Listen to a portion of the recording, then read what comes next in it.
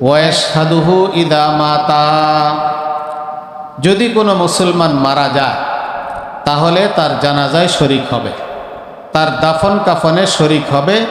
এটা মুসলমানের হক। আপনার মহল্লায় একটা লোক বসবাস করে, আপনার অফিসে একটা লোক কাজ করে, আপনার মার্কেটে একটা লোক এরকম দোকানদারি করে, একসাথে চলাফেরা ওঠা বসা তার সাথে। এখন যখন আপনি শুনছেন এই লোকটা মারা গেছে, মানুষ তো ব্যক্তিগত প্রয়োজনে অনেক সময় কর্মস্থলে যায় না, চাকরিতে যায় না, অফিস আদালতে যায় না, দোকানপাটে যায় না। এটাও একটা বড় জরুরত, মুসলমানের হক। আমার প্রতিবেশী, আমার মহল্লাবাসী, আমার দোকানের লোক, আমার অফিসের লোক, আমার প্রতিষ্ঠানের লোক, লোকটা চির বিদায় নিয়ে চলে যাইতেছে, আর কোনোদিন ফিরে আসবে না, সে আখেরাতের পথিক হয়ে যাইতেছে।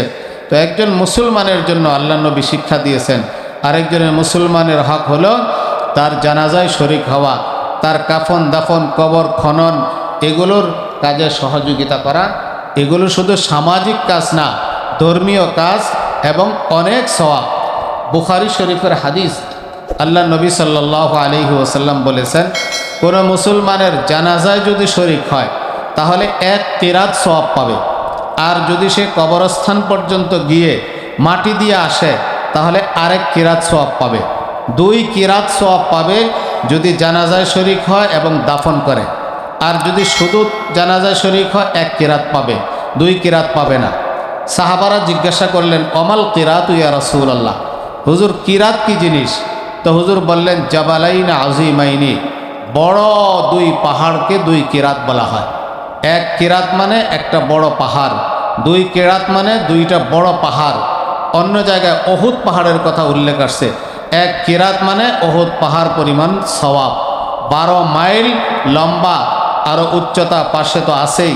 এই ওহুদ পাহাড় পরিমাণ সওয়াব শুধু জানাজা পড়লে পাওয়া যাবে, আর দাফন করলে আরেকটা বড় পাহাড় পরিমাণ সওয়াব আল্লাহ তাআলা আমল নামায় লিখে দিবে। সুতরাং এই যে জানাজায় শরিক হওয়া, দাফন কাফনে শরিক হওয়া, এটা শুধু মুসলমানের হক না, প্রতিবেশীর হক না, অফিসে চাকরি করে তার হক না, আমার সওয়াবেরও কারণ। এর চাইতে বড় কথা হলো, আমি যদি একজন মুসলমানের জানাজায় শরিক হই, যত বেশি মুসলমানের জানাজায় মানুষ শরিক হবে, জানাজার নামাজে যে দোয়াটা পড়ে এটা মৃত ব্যক্তির গুনাহ মাফের জন্য দোয়া করে। 500 মানুষ যদি শরিক হয়, 500 মানুষ তার জন্য দোয়া করলো। 1000 মানুষ যদি শরিক হয় তাহলে 1000 মানুষ তার জন্য দোয়া করলো। আমি যদি মুসলমানের জানাজায় শরিক হই, দাফন কাফনে শরিক হই, দেখা যাবে আমি যখন মারা যাব আমার জানাজাও ওরকমভাবে মানুষ শরিক হবে। আমি জীবিত থাকতে যেখানেই মানুষ মারা যাইতো আমি ছুটে যাইতাম, তার জানাজায় শরিক হইতাম। এইটা যখন আমি করতে থাকব, আমি যখন মারা যাব তো মানুষও ছুটে আসবে, আমার জন্য দোয়া করবে, ইস্তেগফার করবে। মানুষের দোয়ায় আমি আখেরাতে অনেক ফল পাবো ইনশাআল্লাহ।